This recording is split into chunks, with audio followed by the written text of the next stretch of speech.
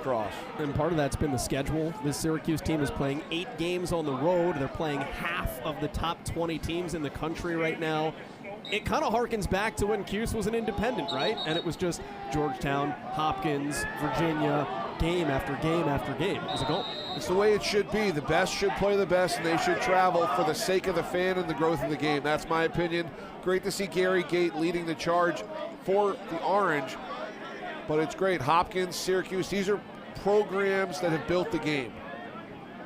After starting hot at the face-off X, Harvard got one off the pipe here to start the second quarter. Long dodge, you find Spidell just off that right pipe. Looked like that was a bounce shot off the crossbar, but you see no slides. Syracuse is still not sliding to this Harvard offense. I was about to say that Syracuse had settled in at the X, having won the last 3 until Harvard won the first here in the second quarter, and then Harvard immediately takes the ball back because Syracuse struggled with the clear. We've seen 4 turnovers combined for both teams off the riding game. This is going to devalue the face-off and create a lot of opportunities for these offenses. That is how Harvard won last year, with 4 face-off wins at the Dome. There's your switch off the pick. Harvard doesn't do a lot of those picks on ball, but here you got Malone with a short stick, forcing Syracuse to rotate. Around goal line, Arndt scores. Second of the season for the senior from Michigan. From Brighton High School in Michigan, Arndt, who's a senior, played attack and midfield throughout his career. That is a strong left-handed finish coming around the cage. Great job by Teddy Malone drawing the slide. You can see once you have a forced matchup offensively, Syracuse then has to respond with some defensive pressure. And you see Arndt just steps around that slide. Fake high, finishes low right off his ear. Tough to stop.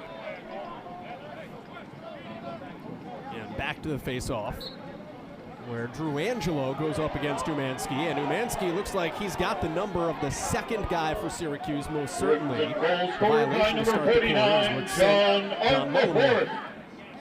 On the goal, 13:51 of the second Face-offs quarter. are now 5 of 8 for Harvard. At 13. If you would told Coach Byrne before the game they'd be 5 of 8 at the start of the second quarter, he'd be pretty excited.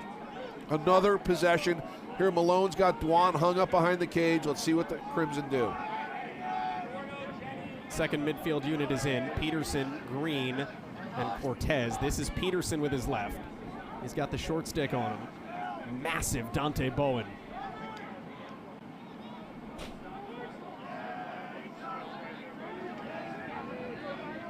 This second midfield, besides Peterson, needs to establish dodging. Green's got to dodge or at least get some shots off. Cortez is aggressive, but when he's drawing the pole, he's not going to be the priority.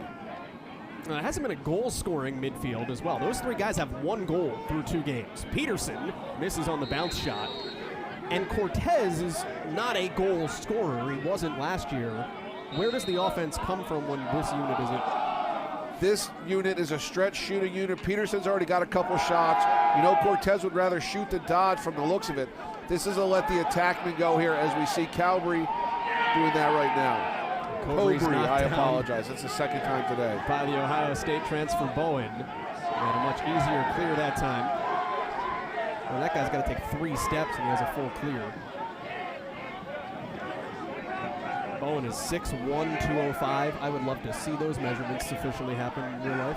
For the youth in New England here, this is great because you get to see the Orange, you get to see what our Division I athletes look like.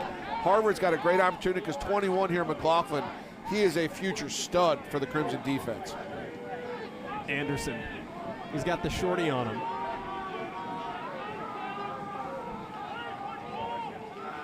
They call him Bear. He is bullying his way down to goal line extended, but then Roa couldn't handle it. Still 30 on the timer.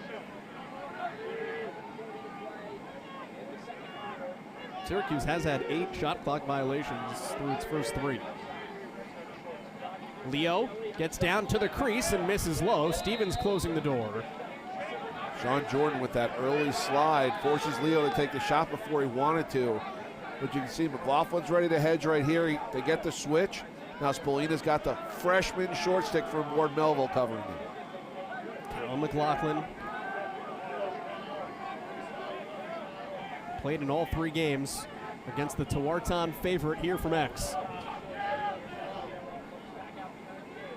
Eyes up for Spallina. Shoots low, misses wide. Backed up quickly by Finn Thompson. DeKoning is filling in for the Martin Nelson eraser position, or at least he's been auditioning for that the last few games. Great job by the Colorado native. And Yost DeKoning played some LSM last year. Syracuse has made a similar move with Chuck Kaczynski moving from LSM down to close. Anderson with 15 on the shot clock. Now Spallina. Now we've got a whistle out up top. Goes against Syracuse and a turnover for Harvard. What does it do when you get a guy that can play LSM and then transition down to close?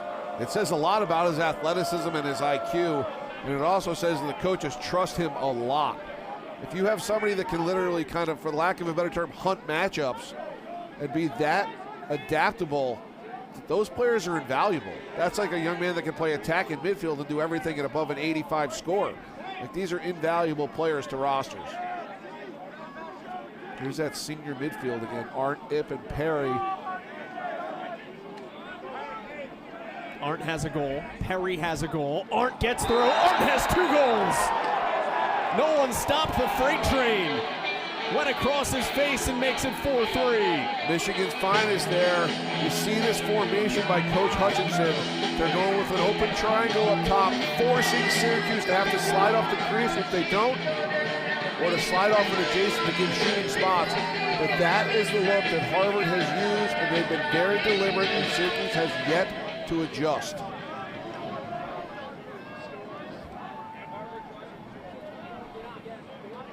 Harvard's taken 10 shots, 6 on goal, 3 have gone in. Gotta feel good about the efficiency the Crimson have demonstrated on offense. And Mullen gonna win a face-off for his side after the whistle. I'll give you guys a quick Harvard defense update. Crimson goal scored by number 49, John Arndt, the 4th. Time of the goal, 10:05 of the second quarter. Unassisted by Arndt, the 4th, at 10:05 of the second. To his left hand, McEntee puts the ball on the ground, picked up by the Crimson, and now Harvard's gonna run, try to score unsettled. Here comes Muller. Quick shot, Spidell goes low, and then it does stay with Harvard off the miss. And a little bit frantic. First time all season this year I've seen a pole pick up a ground ball and have the actual defenseman push that transition. Great job by Charlie Muller. Yep, cranks and scores! Tie game, Ip in off the bench. That is a massive goal. This first senior midfield is doing some damage so far. Each young man has a goal, and they're generating a ton of shots. Ip, who last game we were talking about his left hand, this is just right-handed power. Again, offside low on McCool. Big, big start for this senior midfield. And before we get the next face-off, let's go down to Just Tuck. Just mentioned the quick slides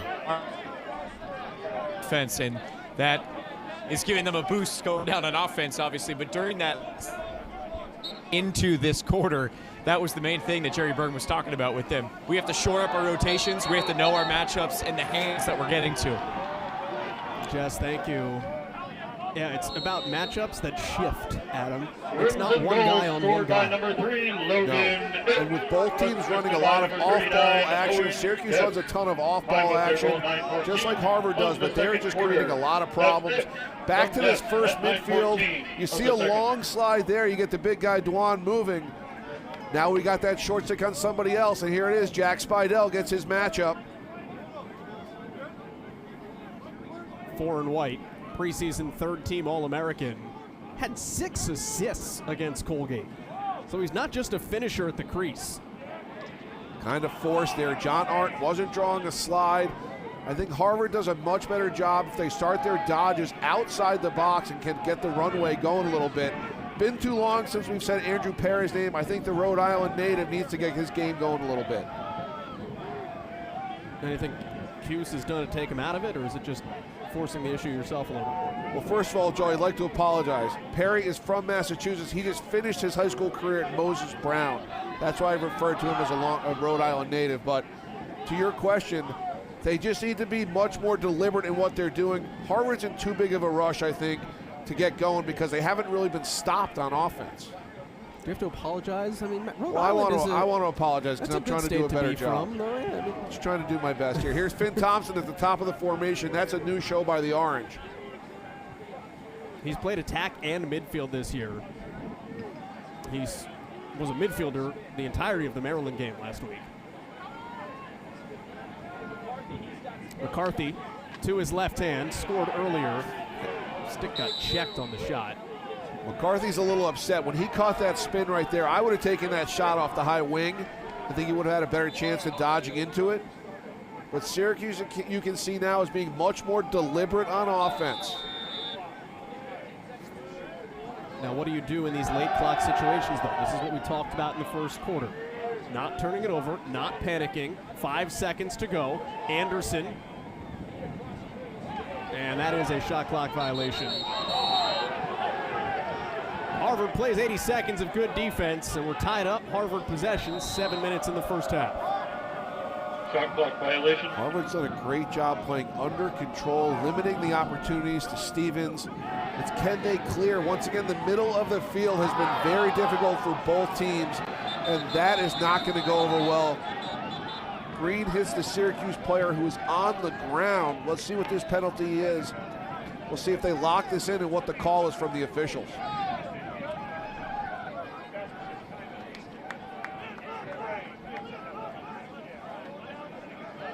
So Green will come off. And we'll take a look at the man up. It's actually Cortez that gets hit with the whistle. And they're going to go review this as well. 15th meeting against the #1 team in the country for Harvard. Looking for their first win. And they set it off the top. This is actually the second time in 4 games the #1 team in the country has played here at Jordan Field. The last game of the season last year was against #1 Cornell. So the Cambridge fans getting a little bit spoiled having such great opposition coming in. But if you're Jerry Burns' team, that's obviously a chance to make history. You have to play the task in front of you and all the coach speakish things, but it is a big deal to have a shot at #1. Well, when you're playing Ivy League lacrosse, there's a really strong chance that you're going to be playing the #1 team in the country every year, if not being that team. But the way recruiting has evolved and really impacted the scheduling for these college coaches, we are lucky here in New England. Syracuse hosted Harvard last year. They give the return trip this year. Syracuse has players on their roster. Mullen from the New England area, from Norwell, Mass. McCool from West Roxbury. So it's a great opportunity for once again, the Gary Gate approach of growing the game as well. As long as Coach Burns does a terrific job here in the community, the greater Boston community. You got Gary Gate going on growing the game this week. I had seen a clip where somebody had got him going about playing more midweek games rather than starting lacrosse season in January, and I kind of agree. Like, it should be shorter rest. You should be able to do that with the way nutrition and training and travel is nowadays. It shouldn't be as tough as it was 10, 20 years ago. Illegal body check after review on Cortez. So a 1-minute man-up situation coming for Syracuse. Last time Syracuse played in the double crease, the 1-4-1, where they rotated the After top official review, and the the crease call guys. is So illegal body Harvard was check on number forced to cover 55 inside. Looks like they're Harvard, playing a Francisco 3-3 here. Cortez for 1 We'll see minute. what we can do, but Syracuse has really done a great job of getting their shooters' hands free. Orange 1 of 2 on the extra man today. Still in the 3-3, just rotating those spots on the side. Little fill right there, still sitting in the 3-3 for Syracuse. Shot Roa, and Stevens tried to back it up, but it will be the Syracuse ball. Finn Thompson. I love how 8 plays. He just has never seen a shot that's not good, and he forces it. He shoots the ball real heavy.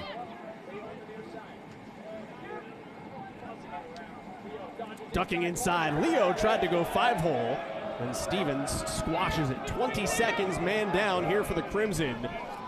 Owen Guest can score in transition. Guest goes right to this goal and missed low. Again a low shot. Again McCool is up to the task. His 6th save. And I asked you this earlier, are you okay with that? You're man down. I think you are in that situation. On that particular situation, Owen Guest actually owed his teammates a shot on goal after such a poor approach to the ball playing defense that I'm 100% on board with that shot. He's inside 5 yards. Yes, it's an offhanded shot, but you see if they got the backup, it would be Harvard's ball and they could run the penalty out. Penalty is out. We are even 6-on-6. This is a matchup here, Picorni and Spolina off that right wing. Long slides for the Harvard defense. Spolina flings it out in front, shot misses high. First time we've called Bogue Hahn's name today, the freshman from Catonsville, Maryland. Bogue Hahn's dad was a fantastic scorer at Maryland. He played with Andrew Whipple. Great scorer, an all-timer when he graduated. Wore number 32 behind the in front of the cage, I should say. But he's got the genetics. He's got the bloodline. Timeout taken by Harvard. 5:22 left to go here in the second. All tied up.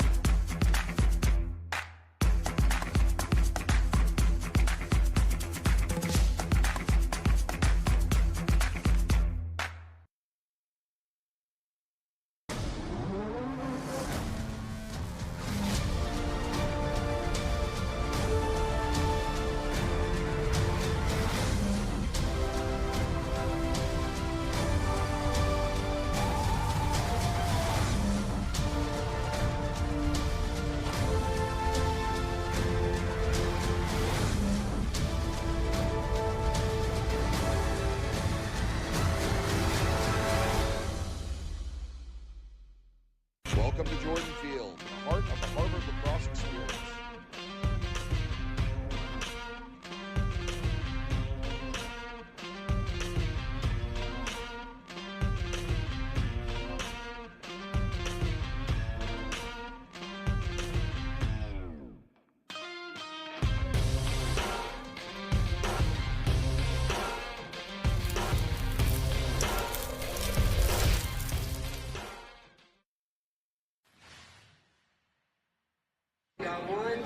Little 3-0 run from the Crimson's got this ball game tied up. Sticks are dialed in for the Crimson, and one guy working behind the scenes to make sure that's always the case is backup goalie Liam O'Keefe. He does the stick stringing for the entire Crimson roster. This started back in 2020. He picked it up and he loved the process of it. He's kept it going ever since. He said he loves the feeling of providing a big impact to the team beyond just the white lines. And everybody up and down the Crimson roster, if you ask him, they'll tell you he's a magician. He's got this extra glove that he wears when he's going through it to knock out a bunch at once. So regardless of what he's doing to help out the cage guys, know that the impact of the sticks on the field are the direct result of him too. Jess, thank you. I hope he charges. I'm sure he gets something out of it. But here you're seeing high picks to create the matchup issues. Syracuse has been very deliberate on offense. All tied up at 4, ball on the deck.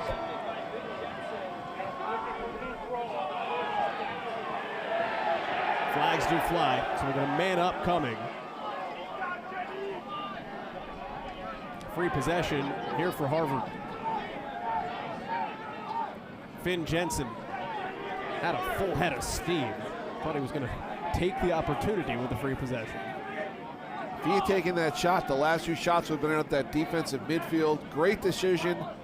Here's Ip, Arndt, Perry. Let's find the short sticks and let's do what we're doing here, Harvard.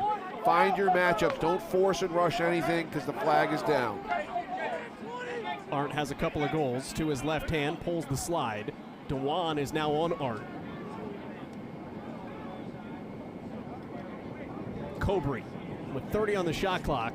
He's been quiet today at 30 in white. Had a big day Tuesday against Colgate, now up to 4 goals on the season. Ip looks, doorstep from Malone. Ball just kind of got swept toward the cage and behind the cage, and now we'll have our flag forthcoming. You can see the difference in the Syracuse defense there. To Dante Bowen, they were not sliding as quickly, but to Bogan, an offensive midfielder who can play two ways, Syracuse was much more reactive to help out the defender. Unnecessary roughness, 1 minute on Finn Thompson. Last extra man penalty, excuse me, Joel. Harvard it went from a 5-on-5 to a 6-on-5. This will be the first time we'll be able to see this extra man playing start to finish here, with Thompson getting the 1 minute penalty. Here's the double crease, Perry and Wolfson on the inside. I would imagine both of those young men find their way to the outside very shortly. Harvard hasn't been man up much this year, but 2 of 3 in the first 2 games. Here's your 3-3 with Spidell in the middle. You have to pay attention to Jack Spidell inside. Number 4 in white just sitting in the middle of that zone. Shot rips high. If your eyes are on 4, 41 can beat you. That's the second for Andrew Perry. Andrew Perry throws hammers at the cage, and you can see it's almost like he's the go-to guy this year on the extra man. The ball spin, it finds Perry. You see how quick that release is. 41 is feeling it. He's excited. He drops the stick a little bit and hangs it under the crossbar. 4-0 run for the Crimson, and we've talked so much about Harvard going low on McCool today. Adam, where was that one? He hung that one right under the crossbar, but we'll say it again. That's another goal from that senior midfield. Changing the eye level on the keeper a little bit. And when you're shooting it at 100 miles an hour, it's tough to stop anyway unless you get hit with it. Crimson goal scored by number 41, less of a save and more of an Perry. Yeah, more of a punishment than a Assisted by save. number 3, Logan Ip, at Umansky sent 3:37 off. of the second quarter. Here's That's Hoddle. Perry from Ip He's been a at non-factor, 3:37. 19 in blue. 2 goals in each game this year. Sets the pick. Roa, nothing to do with it. First lead for the Crimson since 1-0.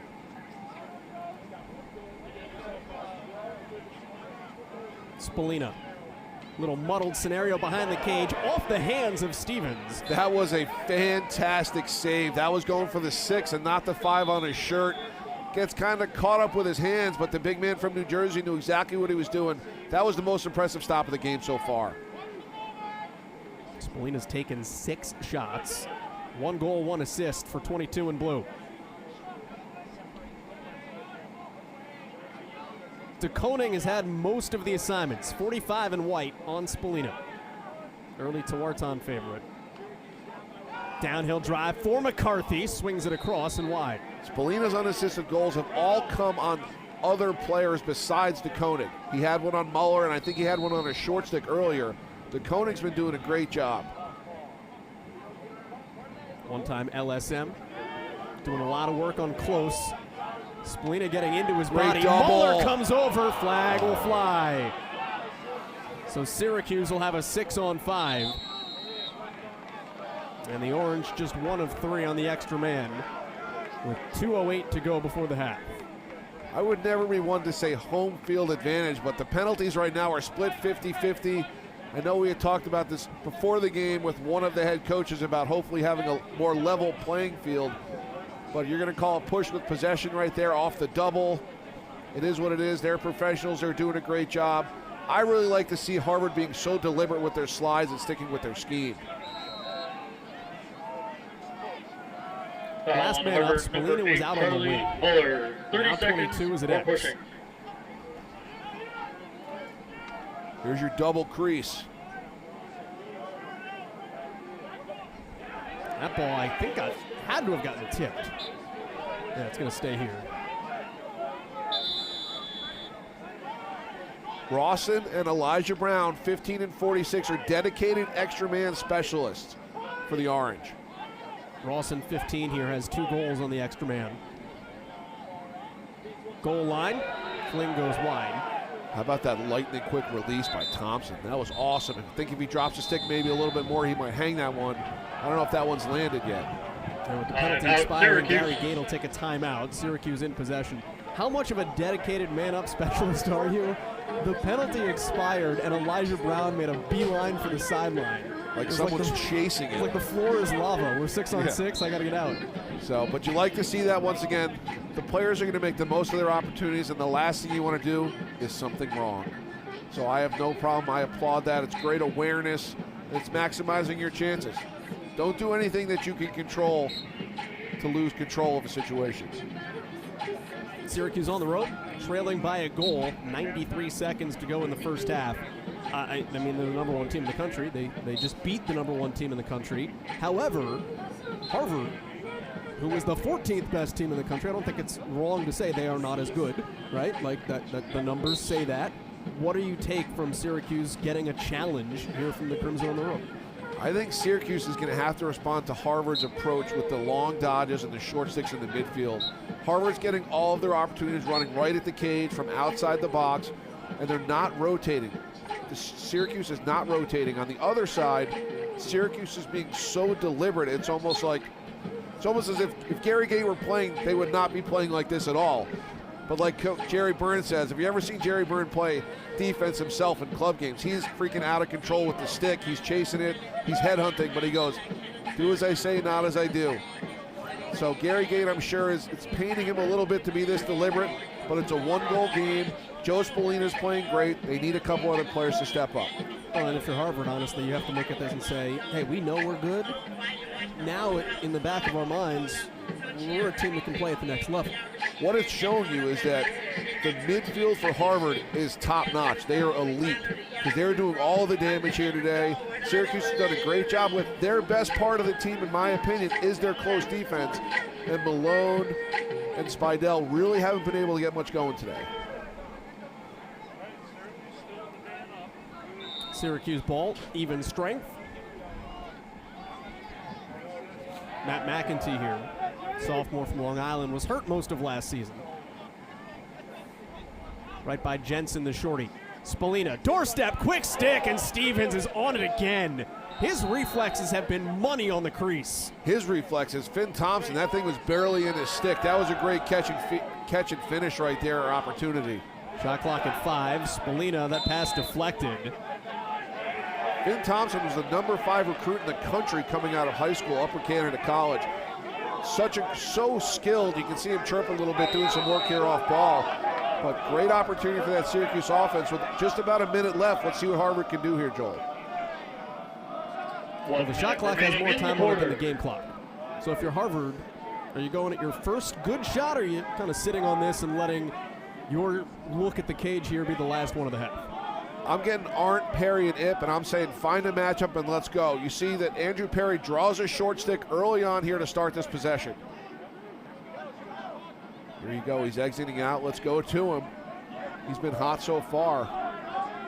Ryder Ochoa, the junior from California, 50 in blue. He's got some size on Perry. Gary Gate was concerned about Harvard's ability to run by the midfielders. Arndt with the roll dodge. That hit a body. Deflection, thrown back in. Jack Spidell couldn't do that again if he tried. Wow, that was incredible. Most think of Jack Spidell's highlight reel as being behind the backs. Talk about rebounds off the defender's shoulder and then putting it by the ACC's Defensive Player of the Year. That's exactly what's happening here. Star off the defender, Jack Spidell from St. Anthony's. For the Crimson here as we close down the first half. Well, we are just outside Boston. That's like a Rob Gronkowski goal. That was outstanding. You can see that. You can see the reaction time, just the athleticism here. Goal scored by number 4, Jack Spidell. Nice flick by Mullen to gain possession for the 18 Orange. seconds of the Missed second the quarter, stick of Thompson on the unassisted GLE. by Spidell. Matt Baracco with that face-off as well for the Crimson. Umansky had the violation last time, so Baracco had to come in. We've got 4 seconds left here in the first half, and Stevens says we'll sit on this. It is a 2-goal lead for Harvard, looking for its first win At ever halftime, the against score the is number